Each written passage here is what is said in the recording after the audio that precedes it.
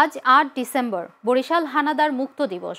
১৯৭১ সালের এ দিনে পাক হানাদারদের কবল থেকে বরিশাল মুক্ত হয়েছিল।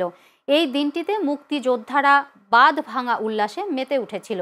১৯৭১ সালের ২৬শে মার্চ বরিশাল শত্রু কবলিত হওয়ার আগেই সরকারি বালিকা বিদ্যালয়ে প্রতিষ্ঠা হয়েছিল স্বাধীন বাংলা সরকারের অস্থায়ী সচিবালয়, যা আজও সংরক্ষিত রয়েছে। বরিশাল মুক্ত দিবস উপলক্ষে সকালে বাংলাদেশ মুক্তিযোদ্ধা সংসদ বরিশাল জেলা ও মহানগরের আয়োজনে নানা কর্মসূচি পালন করা হয়।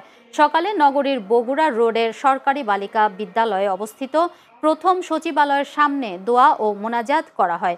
দিবসটি উপলক্ষে একটি র্যালি বের করা হয়। পরে র্যালিটি শহরের প্রধান প্রধান সড়ক প্রদক্ষিণ করে মুক্তিযোদ্ধা সংসদের সামনে গিয়ে শেষ হয়।